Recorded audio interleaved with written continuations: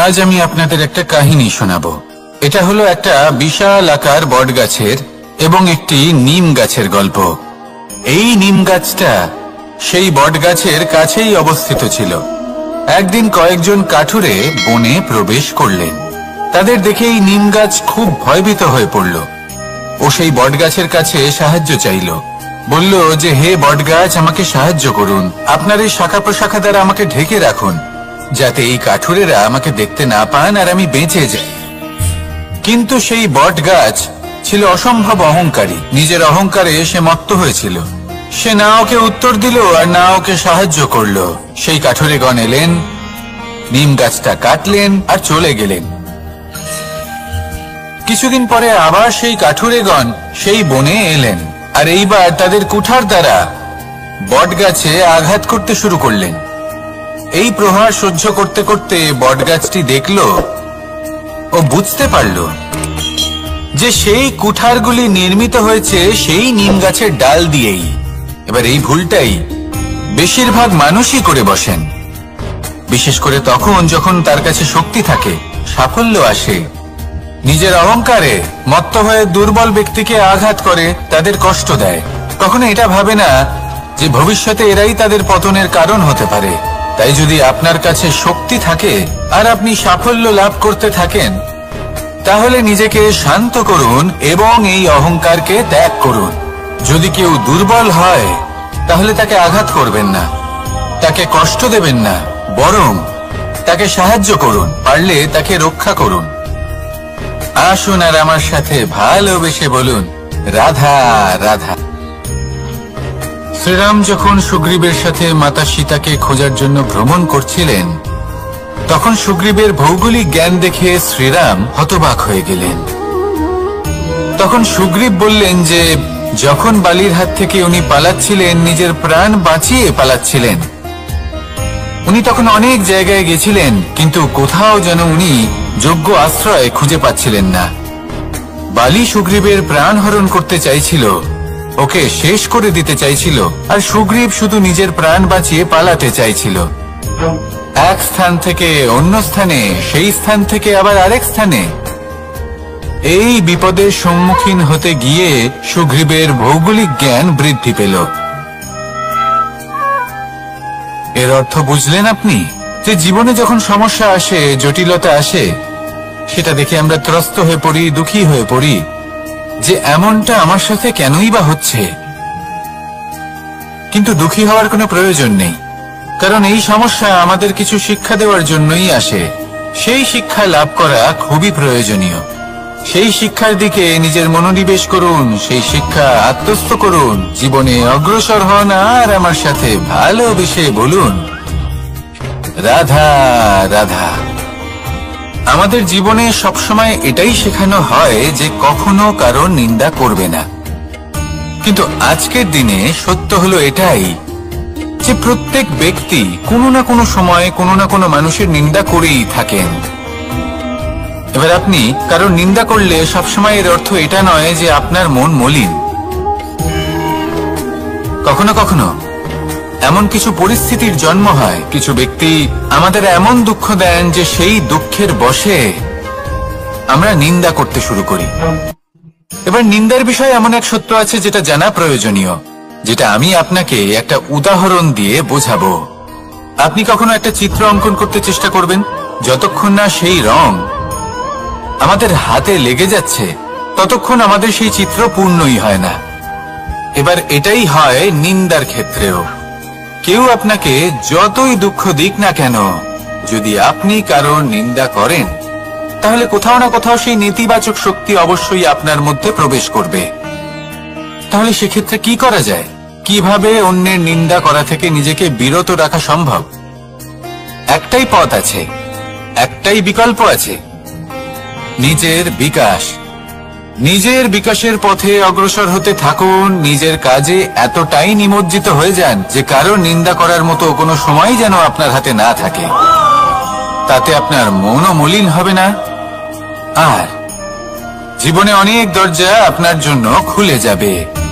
আসুন আমার সাথে ভালোবেসে বলুন, রাধা রাধা। অত্যন্ত শ্রেষ্ঠ একটা কথা আছে, যদি একটা দরজা বন্ধ হয় তাহলে ঈশ্বর নিজে আমাদের জন্য আরেকটা দরজা খুলে দেন। কিন্তু কিছু মানুষ আছেন যারা এটা ভাবেন যে আমার সাথে তো এরকম হলোই না, আমাদের জন্য তো কোনো নতুন দরজা খুললো না, কোনো নতুন পথ আমরা খুঁজে পেলাম না। সেই বিষয়ে আমরা চিন্তা করি, দুঃখ পাই যে এরকম কেন হলো। কখনো কখনো নতুন দরজা উন্মুক্ত হয়, কিন্তু পুরনো যে বন্ধ দরজা আছে তার সামনেই আমরা দুঃখী হয়ে বসে থাকি, আর এমন ভাবে বসে থাকি যে নতুন দরজার দিকে আমাদের চোখই যায় না। কখনো কখনো ঈশ্বর জেনে শুনেই আমাদের জন্য নতুন দরজা, নতুন পথ উন্মুক্ত করেন না, কারণ তিনি চান যে আমরা যেন পরিশ্রম করি, কর্ম করি, নিজেকে আরো বেশি শ্রেষ্ঠ করে তুলি, সক্ষম হই, আর নিজের পথ আমরা নিজেই খুঁজে নিই। কখনো কখনো এমনও হয় যে ঈশ্বর চান যে আমরা যেন সেই পথে চলতে শুরু করে দিই। ভবিষ্যতে গিয়ে ঈশ্বর আমাদের সবকিছুই প্রদান করেন। মনে রাখবেন, যে ব্যক্তি নিজের বাড়িতে এসে নিজের দুঃখ নিয়ে বিলাপ করতে থাকেন, সুখ তার দরজায় পৌঁছে গিয়েও বন্ধ দরজা দেখে ফিরে চলে যায়। তাই দুঃখ আমাদের সকলের জীবনে আছে, কিন্তু সেই দুঃখকে আঁকড়ে ধরে বসে থাকবেন না, তাহলে আপনি আসন্ন সুখও ভোগ করতে পারবেন না। আসুন আমার সাথে ভালোবেসে বলুন, রাধা রাধা। জীবনে কখনো আমরা বিজয়ী হই, কখনো আমরা পরাজিত হই, কখনো সুখ আসে, আবার কখনো দুঃখও আসে। আর যখন দুঃখ আসে তখন আমরা আমাদের এই দুঃখ কারোর সাথে ভাগ করতে চাই। আমরা কারোর সাথে নিজের দুঃখ ভাগ করে নিই, আর সেই ব্যক্তি আমাদের দুঃখ নিয়ে উপহাস করে। তখন আমরা আরো দুঃখী হয়ে যাই। আমরা এই সংসারকে দোষ দিতে থাকি, কিন্তু এতে সংসারের কোনো দোষ নেই। ভুল আপনার যে আপনি কোনো কুপাত্রকে নির্বাচন করেছেন দুঃখ ভাগ করার জন্য। মনে রাখবেন, যদি আপনার শরীরে ক্ষতস্থান তৈরি হয় এবং সেই ক্ষত নিয়ে আপনি প্রত্যেক জায়গায় ঘুরে বেড়ান, প্রত্যেক বাড়িতে আপনি ওষুধ হয়তো নাও পেতে পারেন, কিন্তু সেখানে নুন আপনি অবশ্যই পাবেন। সেই জন্য যখনই দুঃখ পাবেন, শুধু সেই ব্যক্তিদের কথা মনে করুন যারা আপনার দুঃখ, আপনার যন্ত্রণাকে বুঝতে পারবে, যারা আপনার সহায় হওয়ার জন্য প্রস্তুত, আপনাকে সাহায্য করার জন্য প্রস্তুত, আপনার অন্তরকে প্রেরিত করতে প্রস্তুত। তাদের কাছে নয় যারা আপনার দুঃখ নিয়ে উপহাস করে। আসুন আর আমার সাথে ভালোবেসে বলুন, রাধা রাধা।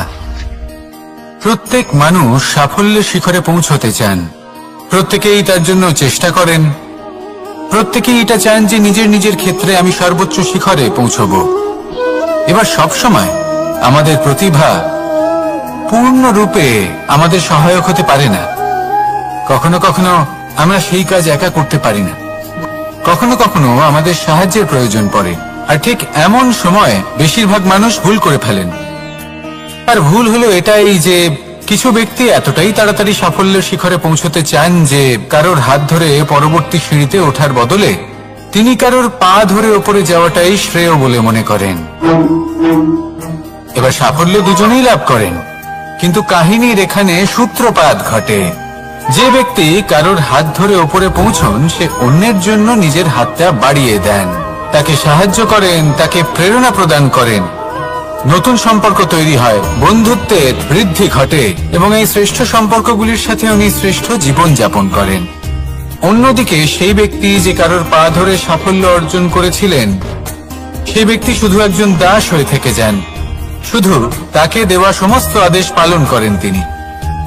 তার নিজের কোনো ব্যক্তিত্ব গড়ে ওঠে না।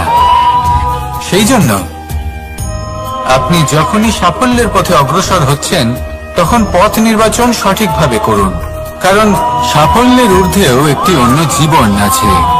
আসুন আমার সাথে ভালোবেসে বলুন, রাধা রাধা। জীবনের আরম্ভ থেকে জীবনের শেষ পর্যন্ত হলো একটা যাত্রা।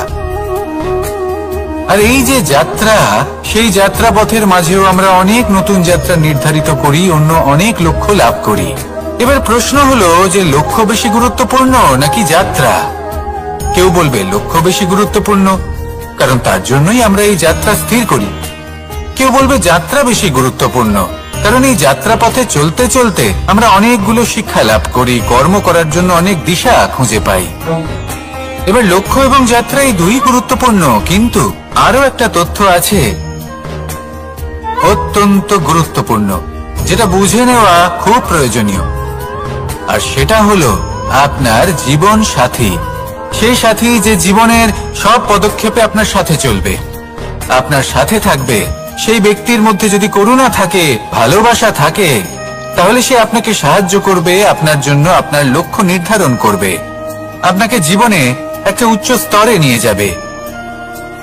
কিন্তু যদি সেই ব্যক্তি এর বিপরীত হন, তাহলে কোথাও না কোথাও তাকে পেতে পেতে, তার সাথে থাকতে থাকতে আপনি নিজের লক্ষ্য ত্যাগ করে দেবেন। তাই পথ এবং লক্ষ্য এই দুই নির্বাচন করুন, কিন্তু যখন আপনি জীবন সাথী নির্বাচন করবেন তখন কিছুটা সাবধানে, না হলে আপনার অভিজ্ঞতা সুখময় নয়, অত্যন্ত দুঃখজনক হতে পারে। আসুন আমার সাথে ভালোবেসে বলুন, রাধা রাধা। সকলের মন আনন্দে ভরিয়ে তোলে কোকিলের মধুর স্বর। কিন্তু এই মধুর স্বর আমরা বর্ষাকালে শুনতে পাই না কেন? তার কারণ কিন্তু এটা নয় যে বর্ষাকালে কোকিল অসুস্থ থাকে, তা নয়। কোকিল সিদ্ধান্ত নেয় নীরব থাকার। কিন্তু এই সিদ্ধান্ত কেন নেয়? তার কারণ হলো ব্যাঙ।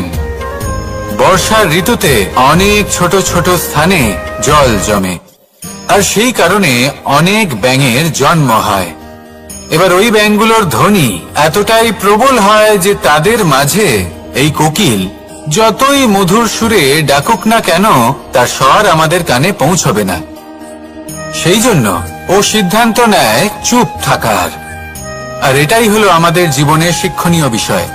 আপনি যদি এমন কোথাও থাকেন যেখানে আপনার আশেপাশে মূর্খ মানুষ আছেন, তাহলে সেখানে চুপ করে থাকাই হলো সবথেকে শ্রেষ্ঠ সিদ্ধান্ত। কারণ ওই মূর্খদের চিৎকারের সামনে কেউ আপনার জ্ঞানের কথা বুঝতেই পারবে না। সেই জন্য সেখানে চুপ করে থাকুন। পরবর্তীতে গিয়ে যেমন এই ব্যাঙের ডাক, এটা শান্ত হবে আর তারপর থেমে যাবে, ঠিক তেমন মূর্খদের সময় একটা নির্দিষ্ট কালের পর গত হয়। আর তারপরে আসে বিবেকবানদের সময়, আপনার সময়। শুধু ধৈর্য ধরুন। আসুন আর আমার সাথে ভালোবেসে বলুন, রাধা রাধা।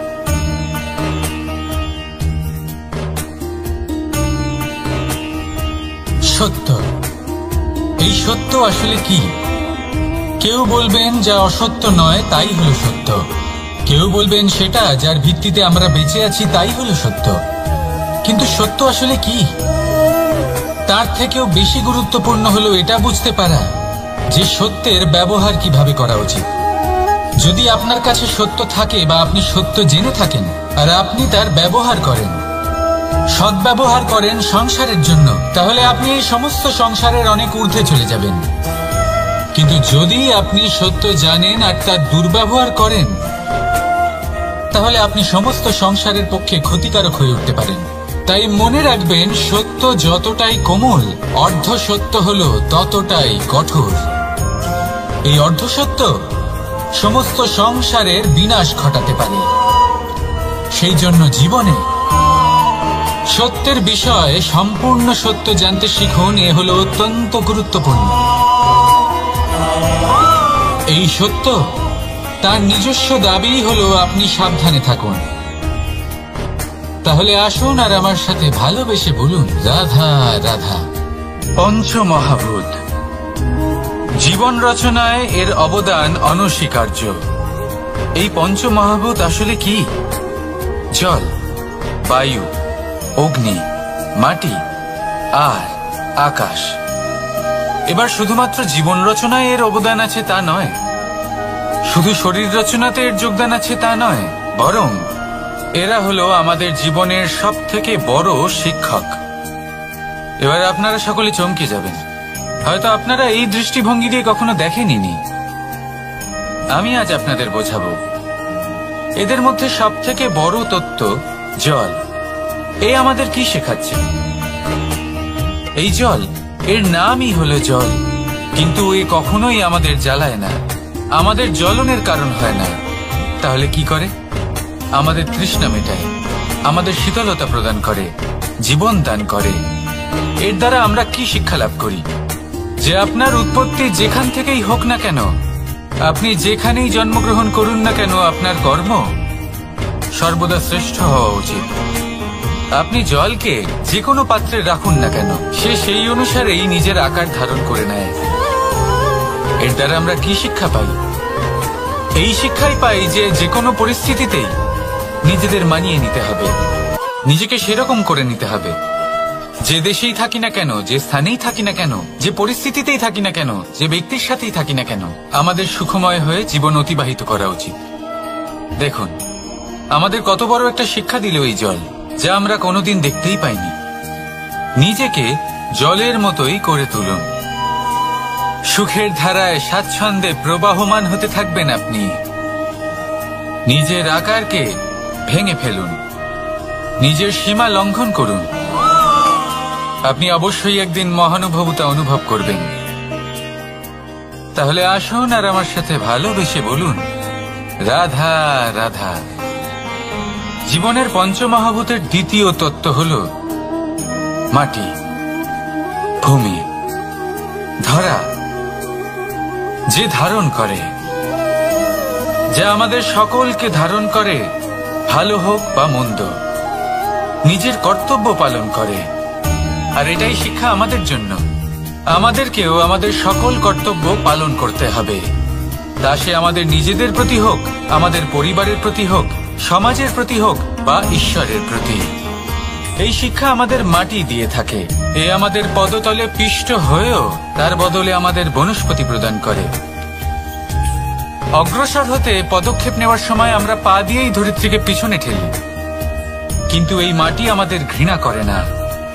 সে আমাদের পরবর্তী পদক্ষেপের জন্য অপেক্ষা করে আর স্বাগত জানায়। আর হয়তো সেই জন্যই এই ধরাকে আমরা ধরিত্রী মাতা বলে থাকি। আর তাই এই পদবী, এই সম্মান, এই ভালোবাসা, এর আকার বা এর ভারের জন্য একে প্রদান করা হয় না, প্রদান করা হয় এর স্বভাবের কারণে। আপনিও যদি ধরিত্রীর মতো হতে পারেন, যদি আপনিও নিজের সকল কর্তব্য পালন করেন, বিশ্বাসের সাথে তা স্বীকার করে নিতে পারেন, যদি অন্য কারোর সাফল্যেও আপনি প্রসন্ন হতে শিখতে পারেন, যদি আপনি একটু কষ্ট সহ্য করে অন্য কাউকে প্রসন্নতা প্রদান বা অন্য কাউকে সেবা করতে পারেন, তাহলে আপনিও মাটির মতোই মহান হয়ে উঠতে পারবেন। তাহলে আসুন আর আমার সাথে ভালোবেসে বলুন, রাধা রাধা। জীবনের পঞ্চমহাভূতের মধ্যে একটা তত্ত্ব হল বায়ু। বায়ু, যাকে কিনা দেখা যায় না, বরং তাকে কিন্তু আমরা অনুভব করতে পারি। আর একে সব থেকে বেশি অনুভব করতে পারি তখন যখন বায়ু কম থাকে। বায়ু যদি লুপ্ত হয়ে যায়, তাহলে তখনই আমরা বুঝতে পারি যে বায়ু তো নেই, এ তো সমস্যার ব্যাপার। এবার এই বায়ু দ্বারা আমরা কি শিক্ষা পাই? এই বায়ু আমাদের এই শিক্ষা দেয় যে আমাদের কখনোই অহংকার করা উচিত নয়। আমরা সকলেই কখনো না কখনো চাই যে আমাদের শ্রেষ্ঠতা, আমাদের যোগ্যতা, আমাদের মাহাত্ম্য এই সংসার বুঝতে পারুক। আর নিজের মাহাত্ম্য প্রমাণ করার জন্য শক্তি দেখানোর কোনো প্রয়োজন নেই। কারণ যখন কোনো ব্যক্তি, এই সমাজ, এই সংসার আপনাকে নিজের থেকে দূরে করে দেবে, আপনার থেকে দূরে চলে যাবে, তখন আপনার মাহাত্ম্য কি তার আভাস সে নিজে থেকেই অবশ্যই পেয়ে যাবে। আপনার কিছুই করার প্রয়োজন নেই। বায়ুর মতো হয়ে উঠুন। বায়ু, যার কিনা কোনো ভার নেই, কিন্তু যখন সময় আসে, যখন সে তুফানের রূপ নেয়, তখন অত্যন্ত বড় বড় বিধ্বংসী কাজ সে করে ফেলে। আর তখন এর শক্তির কোনো তুলনাই হয় না। বায়ু, যে নিজের সঞ্চালন দ্বারা পৃথিবীকে প্রাণ দেয়, নিজের পরিবহন দ্বারা এই মেঘ সৃষ্টি করে, এই ধরিত্রীর তৃষ্ণা নিবারণ করে। বায়ুর মতো যদি আপনি হয়ে উঠতে পারেন, তাহলে হালকা হয়ে যাবেন, ওপরে উঠতে পারবেন এই সংসার, এই ভৌতিকতা, এই মোহ মায়া থেকে। আর তখন আপনি বুঝতে পারবেন যে প্রেম কাকে বলে। তখন আপনি বুঝবেন যে দান করাই হলো জীবন। তাহলে আসুন আর আমার সাথে ভালোবেসে বলুন, রাধা রাধা। জীবনের পঞ্চমহাভূতের মধ্যে একটা তত্ত্ব হলো আকাশ। আকাশ, যা কিনা নিরাকার, যার কোনো আকার নেই। আকাশ, যা হলো অনন্ত। আর আমাদের সবসময় মনে হয় যে এই আকাশ আমাদের সাথে জড়িয়ে রয়েছে। কেন? এবার এই আকাশ আমাদের জন্য কি না করে। আকাশ আমাদের ওড়বার স্বাধীনতা দেয়। আকাশ মেঘকে ধারণ করে যাতে আমাদের তৃষ্ণা মিটতে পারে। এই আকাশ সূর্য এবং চন্দ্রকে তার যথাস্থান দেয় যাতে আমরা প্রকাশও পেতে পারি, আবার অন্ধকারও, যাতে আমাদের জীবনে সামঞ্জস্য বজায় থাকে। আকাশের থেকে অনেক কিছুই শেখার রয়েছে। যদি আমরাও আকাশের মতো হতে পারি, আমাদের আপনজনদের সেই স্বাধীনতা দিতে পারি যাতে তারা উঠতে পারেন, যাতে তারা নিজেদের স্বপ্ন পূরণ করতে পারেন, যার ফলে তারা নিজেরাই এই জীবনকে অনুভব করতে পারেন, নিজের পায়ে দাঁড়াতে পারেন, তাহলে ভাবুন আমাদের অস্তিত্ব কতটা বড় হয়ে যাবে। যদি আপনি আকাশের মতো হতে পারেন, তাহলে আপনিও আকাশের মতোই অনন্ত হয়ে উঠবেন। তাহলে আসুন আর আমার সাথে ভালোবেসে বলুন, রাধা রাধা। পঞ্চমহাতত্ত্ব, পঞ্চমহাভূত, এদের বিষয়ে আমি আপনাদের সবকিছুই বলে দিয়েছি। কেন? এরা আমাদের জীবনের সব থেকে বড় শিক্ষক। আর এদের থেকে আমরা কি শিক্ষা পাই? নিশ্চিত রূপে এই পঞ্চমহাতত্ত্ব আমাদের দেহের নির্মাণ করে, কিন্তু একটা ষষ্ঠ মহাতত্ত্ব রয়েছে, এমন এক তত্ত্ব যার না কোনো ভার আছে, না কোনো পরিমাণ আছে, কিন্তু তা হলো অত্যন্ত গুরুত্বপূর্ণ, ভাবনা। কেউ একে আত্মা বলে, কেউ একে বিবেক বলে, কেউ একে প্রাণ বলে, আর কেউ বলে চেতনা। এবার এই চেতনা যখন পঞ্চমহাতত্ত্বের সাথে জুড়ে যায়, এক হয়ে যায়, তখন মানুষের জীবনের নির্মাণ হয়। এবার আপনার দেহের নির্মাণ জন্ম থেকেই পঞ্চমহাতত্ত্ব করে দেয়, কিন্তু এই ভাবনা, এই চেতনা, একে আপনি নিজেই এগিয়ে নিয়ে যেতে পারেন। একে দিশা দেখাতে হবে, এর বিকাশ আপনাকেই করতে হবে। কিভাবে? তা আপনার উপর নির্ভর করছে। আপনি এর সদ্ব্যবহারও করতে পারেন, দুর্ব্যবহারও করতে পারেন। এমন এক দিশা দিতে পারেন, এমন সদ্ব্যবহার করতে পারেন যে আপনি নিজেই কোনোদিন ভগবত গীতার জ্ঞান দিলেন। এমন দুর্ব্যবহার করতে পারেন, এমন দিশাও দিতে পারেন যে আপনি হয়তো শকুনের মতোই মহাভারত রচনা করলেন। এই চয়ন আপনারই। শুধু এই চেতনার শুদ্ধতার দিকে বিশেষ নজর রাখতে হবে। যদি এই চেতনা শুদ্ধ হয়, তাহলে প্রেম থাকবে, আর যদি এই চেতনা অশুদ্ধ হয়, তাহলে বিদ্বেষ হবে। আর আমার মতে সুখ এবং শান্তি প্রেমের দ্বারাই লাভ হবে, বিদ্বেষ দ্বারা নয়। তাহলে আসুন আর আমার সাথে ভালোবেসে বলুন, রাধা রাধা। জীবনের পঞ্চমহাতত্ত্বের মধ্যে পঞ্চম তত্ত্ব অগ্নি। অগ্নি যা জ্বালাতে সাহায্য করে, কিন্তু তা উত্তাপও প্রদান করে। নিশ্চিত রূপে অগ্নি আমাদের জ্বালিয়ে দিতে পারে, কিন্তু আপনি কি কখনো এটা ভেবে দেখেছেন যে আগুন, তাকে নিজেকে কতটা জ্বলতে হয়, তাকে নিজেকে কতটা তাপ সহ্য করতে হয়? ও নিজে জ্বলে আমাদের উত্তাপ প্রদান করার জন্য, ও নিজে জ্বলে আমাদের ঊর্জা দেবার জন্য, আমাদের আলো দেবার জন্য, অন্ধকারে পথ দেখানোর জন্য, শত্রুর সাথে মোকাবিলা করার জন্য আমাদের সাহায্য করে, নিজে জ্বলে। যখন আমরা কোনো দেবতার জন্য যজ্ঞ করি, তখন দেবতার ভোজন গ্রহণ করার নিমিত্ত হয় এই অগ্নি। কত কিছু ওকে সহ্য করতে হয় আমাদের এত কিছু দেবার জন্য। আপনিও আগুনের মতো হয়ে উঠুন, নিজে কষ্ট সহ্য করুন অন্যকে সাহায্য করার জন্য, তাদের জীবন উদ্ধার করার জন্য, নিজের প্রিয়জনের জন্য, নিজের পরিবারের জন্য, নিজের মাতা পিতার জন্য, এই সমাজের জন্য। নিজে কষ্ট সহ্য করুন, প্রকাশের কেন্দ্রবিন্দু হয়ে উঠুন, আর সকলকে পথ প্রদর্শন করুন, সবাইকে পথ দেখান। যেদিন আপনি আগুনের মতো হয়ে উঠবেন, সেই দিন ঠিক যেমন অগ্নিকে পুজো করা হয়, আপনিও সেইভাবে পূজনীয় হয়ে উঠবেন। যেমন সকল শুভকর্মে, সকল যজ্ঞে, সকল পুজোতে অগ্নিকে স্মরণ করা হয়, সেইভাবেই সকল শুভকর্মে আপনাকেও স্মরণ করা হবে। আর যেদিন আপনি এরকম হয়ে উঠবেন, সেই দিন জীবনের বাস্তব মর্ম কি আপনি তা বুঝতে পারবেন। তাহলে আসুন আর আমার সাথে ভালোবেসে বলুন, রাধা রাধা। আমি এখানে দ্বারকাতে, ও ওখানে বর্ষণাতে, তাও এত ভালোবাসা কি করে? এ কেমন সম্পর্ক? আমি তাদের একটা সহজ কথা বলতে চাই। আপনি কখনো আয়নার দিকে দেখেছেন? নিজের দুই চোখের দিকে তাকিয়ে জিজ্ঞাসা করুন, এই দুই চোখ একসাথে কেন বন্ধ হয়, একসাথে কেন খোলে, একসাথে কেন ঘুমোয়, একসাথে কেন কাঁদে? আজীবন কোনো এক মানুষের সাথে সম্পর্ক রাখা অবশ্যই সম্ভব, তাদের সাথে দেখা না করে। আমার আর রাধার ভালোবাসাও কিছুটা এরকমই, আর কিছুটা এরকমই হয় ভালোবাসা দুই নয়নের মতো, যারা কখনোই মিলিত হবে না, কিন্তু চিরকালের জন্য একসাথে জুড়ে থাকবে। এই অনুভূতি নিঃস্বার্থ হয়, আর এই নিঃস্বার্থ ভালোবাসা আপনাকে আনন্দের পথে অগ্রসর করে। জীবনে সবসময় নিঃস্বার্থভাবে ভালোবাসুন, শুধুমাত্র আনন্দই পাবেন। তাহলে আসুন আমার সাথে নিঃস্বার্থভাবে ভালোবেসে বলুন, রাধা রাধা। প্রেম সংসারের সব থেকে পবিত্র বন্ধন, কিন্তু সত্যি বলতে কি, এটা বন্ধনের থেকে মুক্তি, স্বতন্ত্রতা।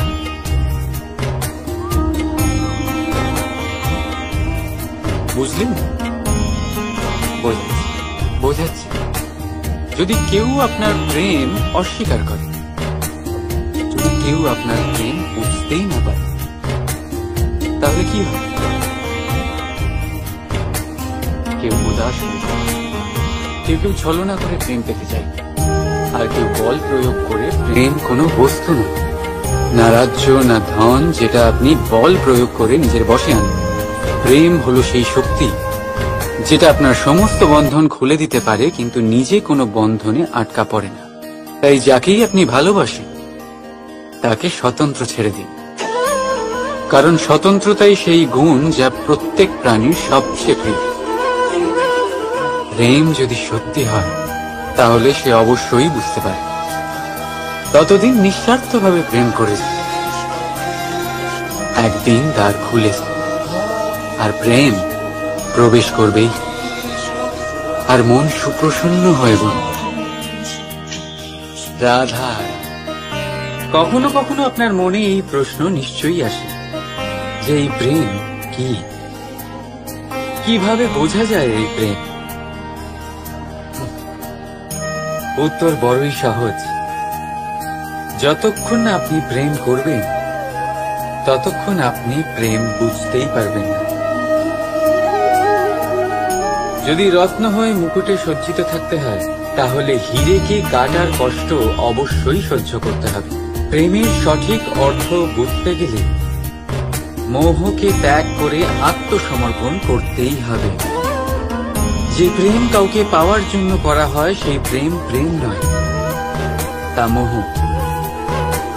তাই আত্মসমর্পণ করুন, নিজেকে, নিজের অহংকারকে, নিজের অস্তিত্বকে, মোহকে, আর দেখবেন আপনার প্রেম স্বয়ং আপনার সাথে থাকবে।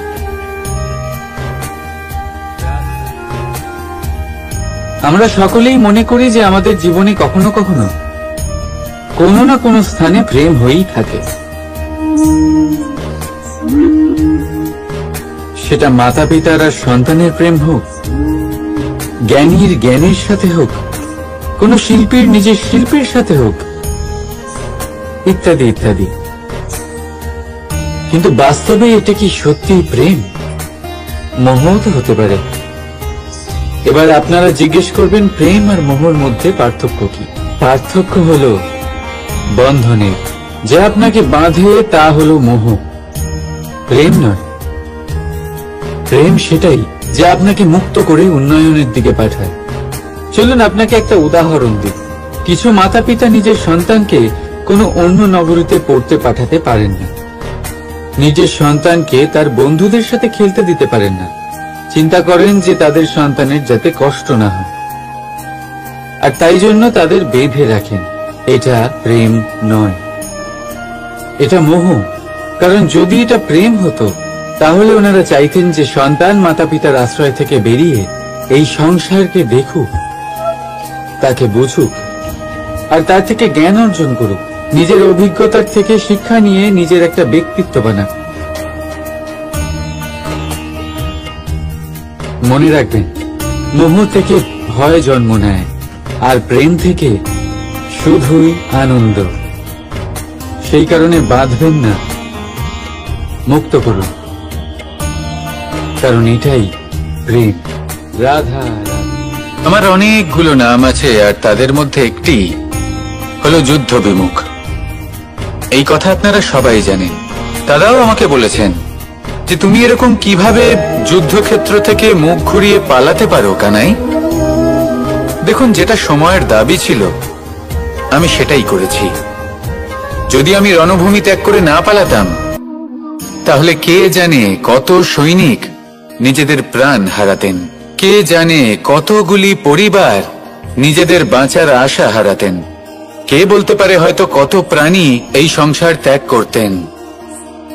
আর তাই কখনো কখনো যুদ্ধ বিমুখ হওয়াই শ্রেয়। কখনো জীবনের ক্ষেত্রেও এটা প্রযোজ্য।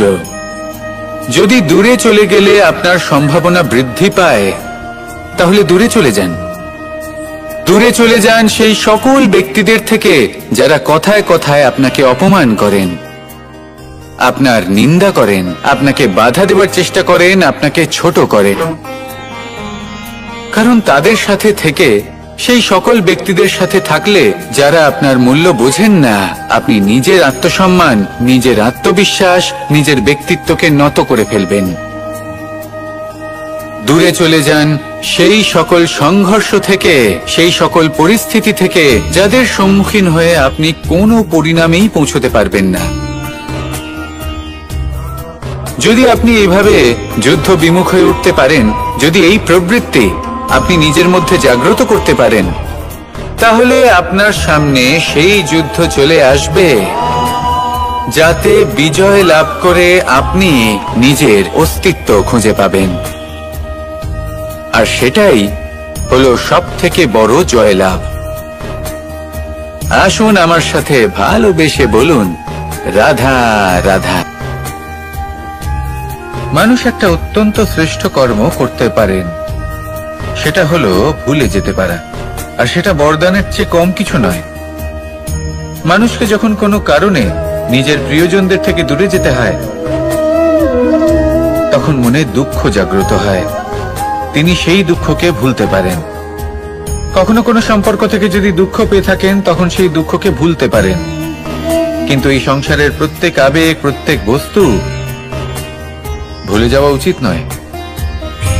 বিশেষ করে আমাদের প্রিয়জন, আমাদের পরিবারের সদস্য, যখন এই সংসার থেকে ওনারা চলে যান, তখন যে সৎকর্ম ওনারা করেছেন, যে প্রেরণা ওনারা আমাদের প্রদান করেছেন, কখনো ভুলে যাওয়া উচিত নয়।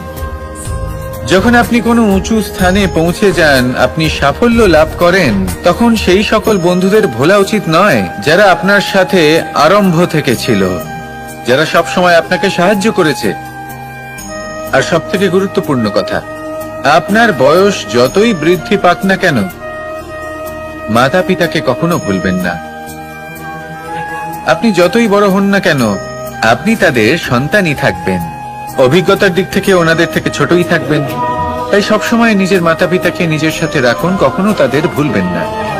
সেই সকল ব্যক্তিদের ভুলে যাবেন না যারা দুঃখের দিনে আপনার সাথে ছিল, তবেই জীবনে সুখ পাবেন। আসুন আর আমার সাথে ভালোবেসে বলুন, রাধা রাধা। এই সংসারে সব থেকে বড় ব্যক্তি কে? আপনি বলবেন, এ কেমন ধরনের প্রশ্ন? কিন্তু এটা হলো সব থেকে উচিত প্রশ্ন। কেউ এর উত্তর দেবে যে সেই মহাপ্রতাপী রাজা, তিনি হলেন সব থেকে বড় ব্যক্তি, সেই বড় রাজনীতিবিদ, তিনি সব থেকে বড় ব্যক্তি। আমি আপনাকে জানাই যে সংসারের সব থেকে বড় ব্যক্তি হলেন তিনি, যার সাথে দেখা করলে আপনি নিজেকে ছোট মনে করবেন না। কোন ব্যক্তি যিনি সব থেকে বেশি শক্তিশালী, আপনি যদি তার সামনে যান, তাহলে উনি আপনার অন্তরের শক্তিকে বাইরে বের করে আনবে, আপনার অন্তরে লুকিয়ে থাকা শক্তিকে জাগ্রত করতে প্রেরণা প্রদান করবে। তিনি হলেন বড় ব্যক্তি, তিনি হলেন মহান ব্যক্তি। তিনি নন যিনি নিজের বল এবং ঐশ্বর্য দ্বারা আপনাকে তার সামনে ছোট প্রমাণ করবেন। এবং সেই জন্য মহাদেব আমার আরাধ্য হলেন আমার খুব প্রিয়। কারণ রাজা হোক বা ফকির, কেউ যদি ওনার সামনে যান তাহলে সে নিজেকে ছোট মনে করেন না। আপনিও যদি জীবনে অনেক বড় হতে চান তাহলে কাউকে কখনো নিজেকে ছোট মনে করতে দেবেন না। তার অন্তরে বড় হয়ে ওঠার প্রেরণা প্রদান করুন। আসুন আমার সাথে ভালোবেসে বলুন, রাধা রাধা। এই সংসারের একটা নিয়ম আছে, বা বলতে পারেন লোকে তাই বলে, যে শক্তিশালী হয় সে শক্তিহীনকে নত করে দেয়। এমনটাই হয়, তাই না? আবশ্যক নয়। কখনো কখনো এমনও হয় একজন অসমর্থ ব্যক্তি সমর্থ ব্যক্তিকে নত করে দেন। এটা সম্ভব, এও হতে পারে। আর এটা তখন হতে পারে যখন তার মধ্যে ভালোবাসার শক্তি থাকে। ভালোবাসার শক্তি এই সংসারে সবথেকে বড় শক্তি হয়। এই ভালোবাসার শক্তি দ্বারাই নির্ধন সুদামা আমাকে দিয়ে নিজের পা ধুইয়ে নিল, কিছু না বলেই, কিছু না চেয়েই। এই কর্মের আধার ছিল শুধুমাত্র ভালোবাসা। খুব শক্তিশালী হয় এই ভালোবাসা। ভালোবাসার শক্তি দ্বারাই আপনি হিমালয় পর্বতকে নত করতে পারেন, তাহলে কি অসম্ভব হতে পারে? এই ভালোবাসার শক্তির সঞ্চার করুন, আর এই ভালোবাসার সাথেই বলুন, রাধা রাধা। মানুষের জীবনে স্বচ্ছতার একটা আলাদা গুরুত্ব আছে। যদি আপনি নিজেকে স্বচ্ছ রাখেন তাহলে আপনার নিজেরও ভালো লাগবে, সামনের ব্যক্তিরও ভালো লাগবে, একটা অন্যরকম প্রভাব পড়বে। কিন্তু একজন শ্রেষ্ঠ ব্যক্তি কিভাবে হয়ে ওঠা সম্ভব? যার মধ্যে গুণ আছে, শিক্ষা আছে, শুভ চেতনা আছে, যিনি সৎকর্ম করেন। কিভাবে হব সেই ব্যক্তি যার মধ্যে জ্ঞান আছে? শুধুমাত্র স্বচ্ছ থাকলে তো তা হওয়া সম্ভব নয়। প্রথমে আপনাকে বুঝতে হবে যে মানুষের মধ্যে 4টি মূল তত্ত্ব আছে। প্রথম হলো তার শরীর, যার দ্বারা উনি যে কোনো কর্ম করে থাকেন। দ্বিতীয় তত্ত্ব হলো তার মন, যার দ্বারা কোনো কর্ম করার জন্য সে নিজেকে প্রেরণা দিতে থাকে।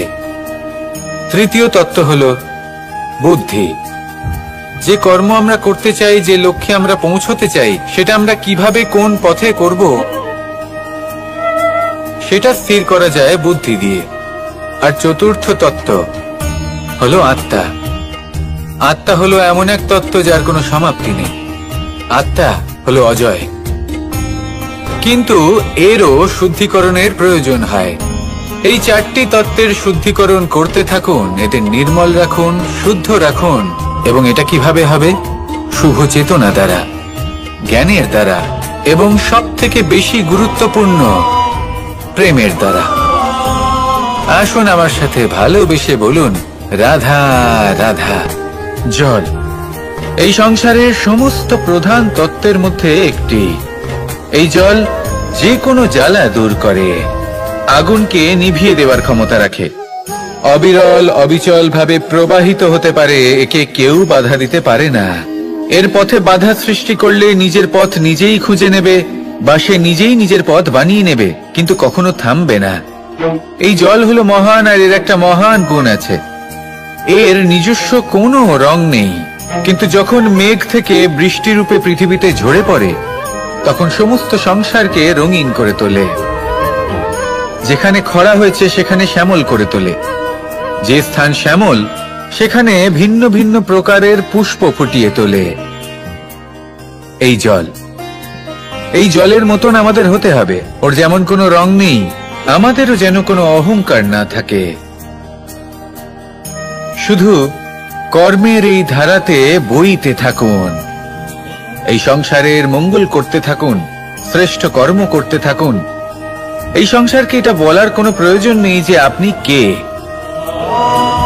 আপনি যদি কর্ম করতে থাকেন তাহলে এই সংসার নিজে থেকেই আপনার মূল্য জানতে পারবে, আর তখন এই মন প্রসন্ন হয়ে বলবে, রাধা রাধা।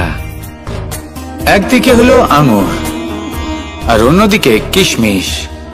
দেখতে গেলে এই দুটোই সবারই খুব প্রিয়, শিশু হোক, যুবক হোক, বা কোনো বৃদ্ধ ব্যক্তি হোক না কেন। আর দেখতে গেলে এই কিশমিশ, এটা আঙুর থেকেই আসে, তারই অন্য একটি রূপ। কিন্তু কখনো হাটে যান আর গিয়ে জিজ্ঞেস করুন যে এই কিশমিশ আর আঙুর, এই দুইয়ের মধ্যে অধিক মূল্য কার? আপনিও নিশ্চয়ই জানবেন যে কিশমিশের মূল্য আঙুরের থেকে অনেক গুণ বেশি। এবার এরকম কেন হয়? এর পেছনে কি কারণ থাকতে পারে?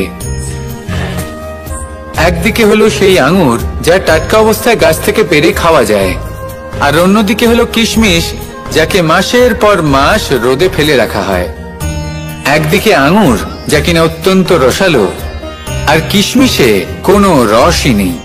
একটি হলো অত্যন্ত কোমল এবং সুন্দর, অন্যটি অমসৃণ এবং তাতে বিন্দুমাত্র সৌন্দর্য নেই, তাও তার মূল্য বেশি।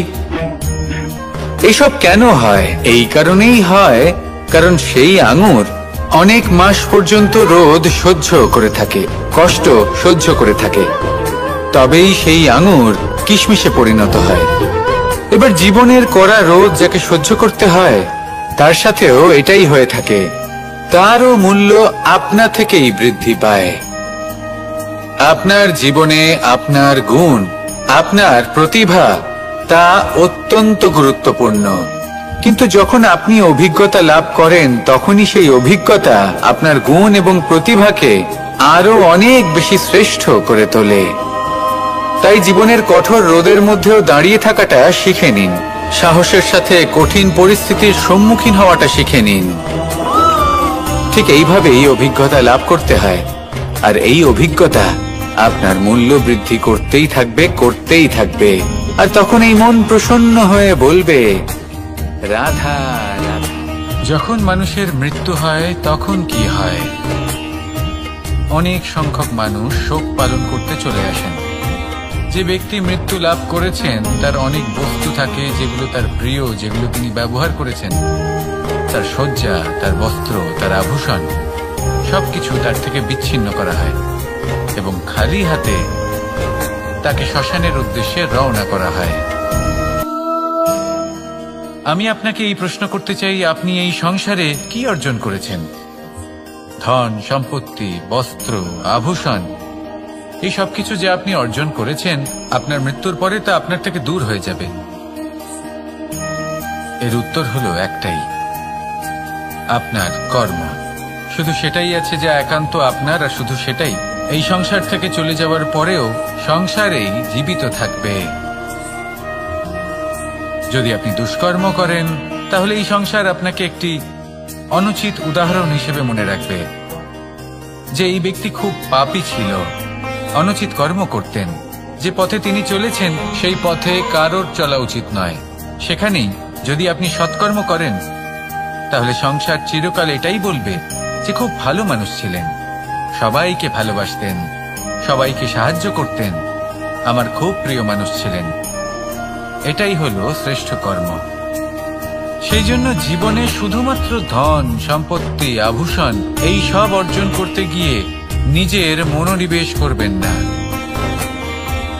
শ্রেষ্ঠ কর্ম করুন। সংসার থেকে চলে যাওয়ার পরেও এই কর্মই এই সংসারে আপনাকে জীবিত রাখবে। আসুন আমার সাথে ভালোবেসে বলুন, রাধা রাধা। আমরা সবাই সূর্যকে সম্মান করি, ওনাকে শ্রদ্ধা করি, ওনাকে পুজো করি। এই সূর্য আমাদের শক্তি প্রদান করেন, প্রকাশ প্রদান করেন। কখনো কখনো উষ্ণতা এতটাই বাড়িয়ে তোলেন, এতটাই তপ্ত করে তোলেন, আমাদের একথা মনে হয় যে আমাদের এই শরীর জ্বলে যাচ্ছে। তখনও আমরা বিরোধিতা করি না, তাকে কটু কথা শোনাই না, আমরা সসম্মানে তা গ্রহণ করি। কেন কেন করি? কারণ আমরা জানি যে সন্ধেবেলা যখন সূর্যাস্ত হবে, তখন শুধুমাত্র অন্ধকার বাকি থাকবে। ঠিক কিছুটা এরকমই হয় আমাদের মাতা পিতাও, যিনি আমাদের জন্ম দেন, আমাদের ভরণ পোষণ করেন, আমাদের বড় করেন, আমাদের প্রেম প্রদান করেন। কখনো কখনো তাদের মুখ থেকে কটু কথা নিঃসৃত হয়, আমাদের দুঃখ হয়, কিন্তু তখন আমাদের এটা বোঝা উচিত এগুলি নিঃসৃত হচ্ছে আমাদেরই মঙ্গলের জন্য। যেমন সূর্যদেব, উনিও উত্তাপ দিয়ে থাকেন আমাদেরই মঙ্গলের জন্য, যাতে ফসল পাকতে পারে, যাতে জল বাষ্প হয়ে মেঘ হতে পারে, বৃষ্টি হতে পারে, আর এই সংসারে নিরন্তর জলের প্রবাহ থাকে। আমাদের মাতা পিতা, তাদের কঠোর আচরণ, তাদের কঠোর অনুশাসনের পেছনে লুকিয়ে থাকে ওনাদের ভালোবাসা, আমাদের তা বুঝতে হবে। সসম্মানে ওনাদের গ্রহণ করতে হবে। কারণ ঠিক সূর্যাস্তের পরে যেমন চতুর্দিক অন্ধকারচ্ছন্ন হয়ে যায়, তেমনি আমাদের জীবন থেকে যখন আমাদের মাতা পিতা চলে যায়, তখন আমাদের জীবনেও শুধু এবং শুধুমাত্র অন্ধকারই ছেয়ে থাকে। সেই জন্য নিজের মাতা পিতাকে সম্মান করুন, ওনাদের ভালোবাসা প্রদান করুন। এই মন আর এই জীবন প্রসন্ন হয়ে বলবে রাধা রাধা। পরিস্থিতি কখনো এটা ভালো থাকে, আবার কখনো মন্দ হয়ে যায়। কখনো এই পরিস্থিতি আমাদের পক্ষে থাকে, আর কখনো এই পরিস্থিতি অনুযায়ী আমাদের চলতে হয়। কোনো বিকল্প থাকে না। কিন্তু যখনই এই পরিস্থিতি খারাপ হয়ে যায়, তখন কি করা উচিত সেই প্রশ্ন মনে জেগে ওঠে। পরিস্থিতি যখন প্রতিকূল হয়, তখন আমরা কিছু হারালে তা হারিয়ে ফেলি, ঠিক আছে, কিন্তু যা বাকি আছে সেটা আমরা আগলে রাখতে পারি। পরিস্থিতিকে সামলে রাখার চেষ্টা আমরা অবশ্যই করতে পারি, শুধু সেটুকুই আমাদের হাতে রয়েছে। কিন্তু এর থেকেও বড় সমস্যা আছে, অহংকার। কখন প্রবেশ করে আমরা জানতেও পারি না। এই অহংকার আপনাকে বুঝতেও দেবে না যে আপনি সত্যি কিছু হারিয়েছেন। আপনার কিছুই যাবে আসবে না। দেখতে গেলে আকাশের সূর্য নিজের প্রকাশ হারিয়ে ফেলে যখন অন্ধকার ঘনিয়ে আসে। তাহলে আমরা কে হই? ওনার সামনে তো কিছুই নই। এই অহংকার আমাদের দমন করতেই হবে। এটা বিশ্বাস করতে হবে যে এই সমগ্র সৃষ্টিতে আমরা শুধুমাত্র একটা কণা, তার থেকে বেশি আর কিছুই নয়। বিশ্বাস করতে হবে যে আমরা ততটাও বড় নই যে কখনোই কিছুই হারাবো না।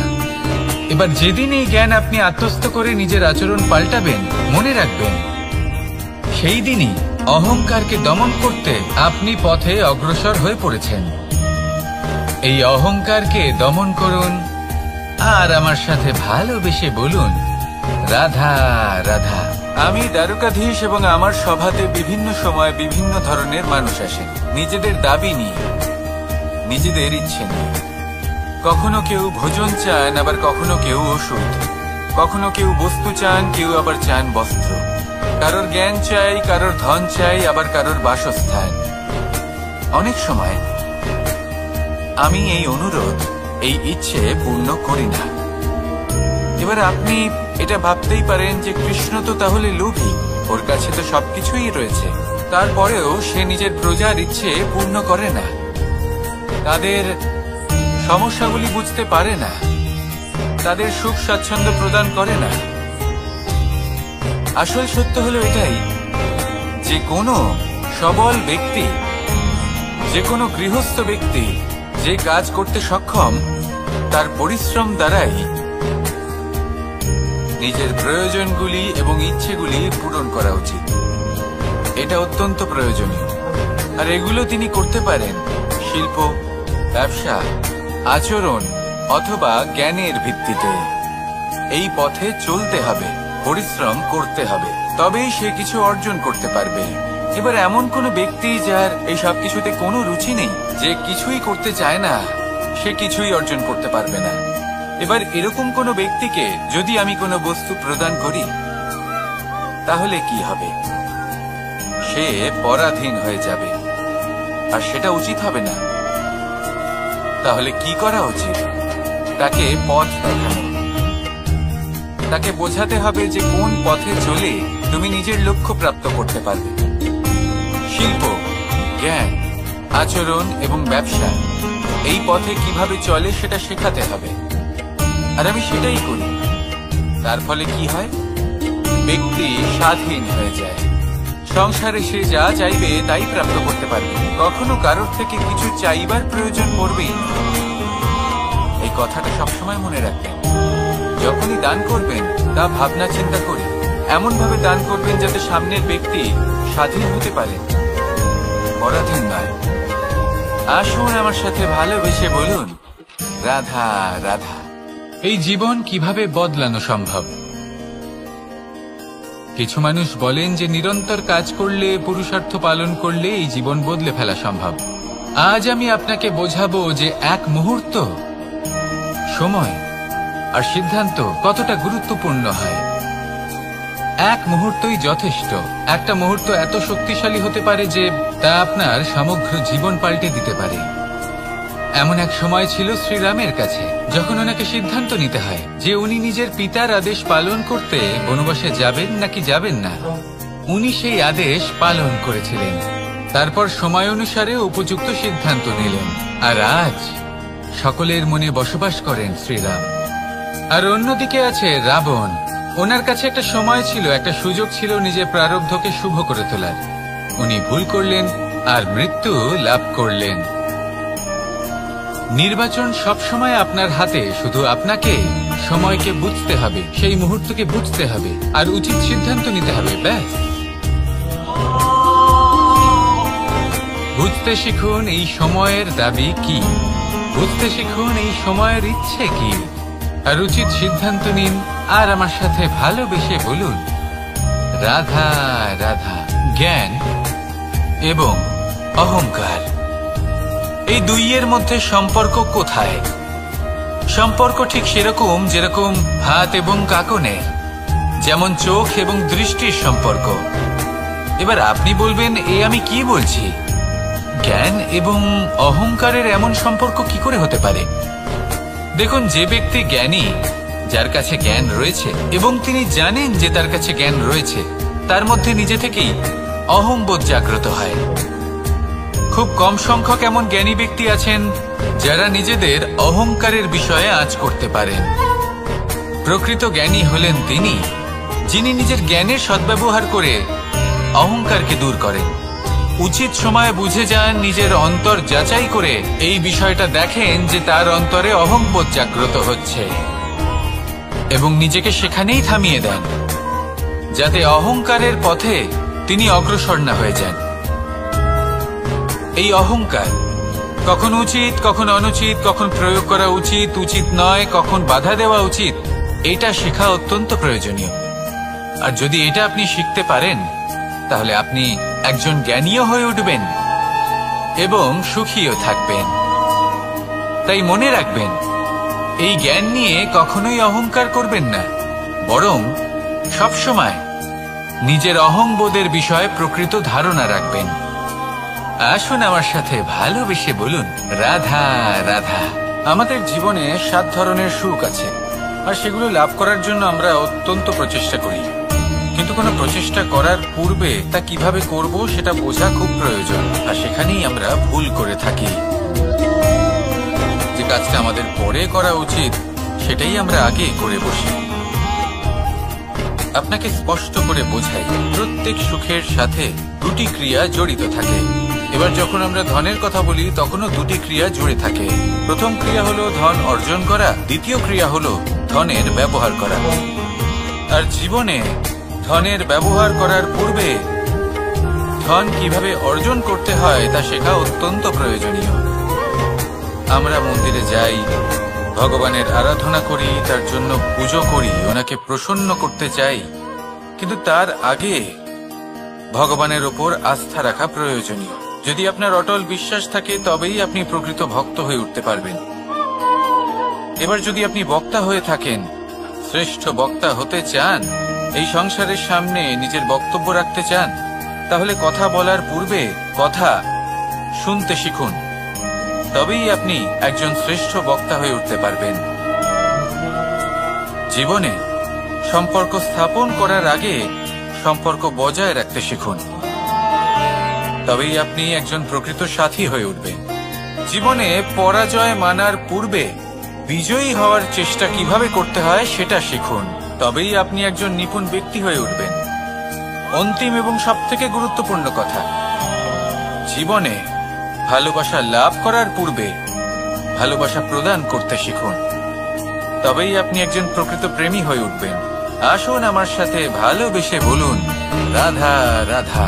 এই সংসারের সবথেকে বড় যুদ্ধ কোনটা? দেবসুরের যুদ্ধ, যা অনেক বছর ধরে চলেছিল, নাকি রাম রাবণের যুদ্ধ, নাকি মহাভারত? না, সংসারের সবথেকে বড় যুদ্ধ হলো সেইটা যা নিজের সাথে লড়া হয়। নিজের মনের সাথে লড়া হয়, নিজের অন্তরের সাথে লড়া হয়। এটাই সব থেকে বড় যুদ্ধ। এবার নিজেই দেখুন আপনার সব থেকে বড় শত্রুকে। আপনার স্বার্থ, আপনার কামনাগুলি, আপনার অহংকারগুলি, যা আপনাকেই নষ্ট করে দেয়। যদি এদের উপর আপনি বিজয় লাভ করতে পারেন, তাহলে ধরে নিন এই সংসারে সবার উপরে আপনি বিজয় লাভ করতে পারবেন। এই সংসারে কেউ আপনাকে পরাজিত করতে পারবে না। কিন্তু তার জন্য প্রয়োজন অনুভূতির। অনুভূতি ভালোবাসার, অনুভূতি অনুপ্রেরণার। যে ব্যক্তি ভালোবাসতে পারেন এবং প্রেরণা দিতে পারেন, তিনি চিরকাল জয় লাভ করতে পারেন। নিজের কাছে ভালোবাসার এক অস্ত্র রাখুন আর প্রেরণার এক ঢাল। জীবনে কেউ আপনাকে পরাজিত করতে পারবে না। আসুন আর আমার সাথে ভালোবেসে বলুন, রাধা রাধা। সৌন্দর্য। মানুষ নিজের সৌন্দর্যের বিষয়ে কতটা ভাবে, চায় যে সে সব থেকে বেশি রূপবান হবে, সব থেকে বেশি সুন্দর হবে। কিন্তু সৌন্দর্যের পরিভাষা কি তা কি সে জানে? কোনো মাকে জিজ্ঞেস করুন, ওনার জন্য সৌন্দর্যের পরিভাষা ওনার সন্তান। কোনো ভক্তকে জিজ্ঞেস করুন, ওনার জন্য সৌন্দর্যের পরিভাষা ওনার ভগবান। শ্রীরামকে জিজ্ঞেস করুন, ওনার জন্য সৌন্দর্যের পরিভাষা হলো হনুমান। ভাঙা হানু, ফুলে যাওয়া মুখ, দেখতে গেলে উনি বানর, লম্বা লেজ, এত নিরীহ যে ওনাকে অমূল্য মালা দিলে সেটা ছিঁড়ে তার ভেতরে শ্রীরামকে খুঁজছিলেন। কিন্তু ওনার ভাবনা কত সুন্দর। উনি এটা বিশ্বাস করেন যে সংসারের যতই মূল্যবান জিনিস দিয়ে এই মালা তৈরি করা হোক না কেন, যদি এর মধ্যে শ্রীরাম না থাকেন তাহলে এর মধ্যে কোনো অর্থ নেই। সৌন্দর্য রূপে নয়, ভাবনায় নিহিত থাকে। যদি আপনি সৌন্দর্য প্রাপ্ত করতে চান তাহলে তা কর্মে নিয়ে আসুন, ভাবনায় এবং বিচারে নিয়ে আসুন। এই সৌন্দর্য আপনার সাথেই থাকবে। যদি আপনি সৌন্দর্যকে রূপের মধ্যে খোঁজেন তাহলে কিছুক্ষণের জন্য পাবেন, সেই সৌন্দর্য সময়ের সাথে হারিয়ে যাবে। সৌন্দর্য যদি পেতে চান, খুঁজতেই চান, তাহলে হৃদয় খুঁজুন, কর্মে খুঁজুন। মন প্রসন্ন হয়ে বলবে, রাধা রাধা। এই সংসারে মানুষ জন্মগ্রহণ করেন, বড় হতে থাকেন, পুরুষার্থ লাভ করেন, অর্জন করেন। অর্জন করা আসলে কি? বেশিরভাগ মানুষ বলেন অর্জন করা অর্থাৎ ধন সম্পত্তি অর্জন করা। আর কি অর্জন করা যায়? আর কি লাভ করা যায়? আসল প্রশ্ন হলো এটাই যে কি এমন আছে যা বাস্তব রূপে অর্জন করার যোগ্য। তা হলো ব্যবহার, জ্ঞান এবং সন্তোষ। কেন? কারণ আপনি যখন এই সংসার ছেড়ে চলে যাবেন তখন আপনার ধন সম্পত্তি আপনাকে বিদায় জানাতে আসবে না। আপনাকে বিদায় জানাতে আসবে আপনার আপনজন, যাদের সাথে আপনার সুসম্পর্ক ছিল। সমগ্র সংসারে সহস্র মানুষ ধন অর্জন করে থাকেন। শ্রেষ্ঠ মানুষ হলেন তিনি যিনি ব্যবহার, জ্ঞান এবং সন্তোষ অর্জন করে থাকেন, একে সকলের মধ্যে বিতরণ করেন। তাই এটাই করুন আর আমার সাথে ভালোবেসে বলুন, রাধা রাধা। সেই কখন থেকে এই পুস্তকটিকে দেখছি, কিন্তু এর থেকে আমি কোনো জ্ঞান লাভ করতেই পারছি না। এবার আপনি বলবেন যে আজ কেমন বিচিত্র কথা বলছি আমি। যদি এই পুস্তক থেকে আমাকে জ্ঞান লাভ করতে হয় তাহলে শুধুই তাকিয়ে থাকলে হবে না। আমাকে এই পুস্তককে খুলতে হবে, পড়তে হবে, তাকে বুঝতে হবে, তবেই তো জ্ঞান প্রাপ্তি হবে। বড়ই সহজ একটা ব্যাপার, কিন্তু একে যাপন করা অত্যন্ত কঠিন, তাই না? আপনি নিজেকেই দেখে নিন। আপনার কাছে অনেক জ্ঞান রয়েছে। সহজ থেকে সহজতর জ্ঞানের কথা যদি বলি, আপনি এটুকু তো জানেন যে সত্যি কথা বলা ভালো কাজ, দান করা হলো পুণ্যের কাজ। আপনি জানেন যে পরিশ্রম করলে সাফল্য আসবে। এই জ্ঞান তো আমাদের কাছে রয়েছে, এমন অনেক জ্ঞান আমাদের কাছে রয়েছে, কিন্তু আলস্যের কারণে, অবহেলা করে আমরা শুধু এই জ্ঞান প্রয়োগ করতে পারি না, এই জ্ঞান যাপন করতে পারি না, একে আচরণে প্রয়োগ করতে পারি না। সেই জন্য দুঃখী হয়ে যাই। তাই আপনার কাছে যা যা জ্ঞান আছে, যা যা জ্ঞান আপনি লাভ করেছেন, সেই জ্ঞান যাপন করা শুরু করুন, জীবনে প্রয়োগ করতে শুরু করুন। এই মন প্রত্যেকটি মুহূর্তে প্রসন্ন থাকবে, আর লক্ষ্যপ্রাপ্ত করে এই মন বলবে রাধা রাধা। একটা জলের ফোঁটাকে ফোঁটা নামে সম্বোধন করা হয়। অনেক ফোঁটা একত্রিত হলে সাগরের রূপ ধারণ করে। শুধু একটা পাতাকে পাতা বলা হয়, অন্য অনেক পাতার সাথে একত্রিত হলে তা গ্রন্থের রূপ ধারণ করে।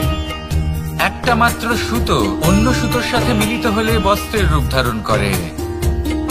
অনেক সংখ্যক ইট একত্রিত হলে মহলের রূপ ধারণ করে। সৈন্যরা একত্রিত হলে সৈন্যদল তৈরি হতে পারে। এটা হলো শক্তি সংগঠনের, এটাই হলো শক্তি একতার। তা সে বনস্পতি হোক বা কোনো ব্যক্তি হোক, কোনো মনোভাবই হোক, যদি একা থাকে তাহলে দুর্বল হয়ে পড়বে। যদি সংগঠিত থাকে তাহলে শক্তিও বাড়বে, আর আপনাকে সামনে এগিয়েও নিয়ে যাবে। তাই এই একতায় বিশ্বাস রাখুন, আর আমার সাথে ভালোবেসে বলুন রাধা রাধা।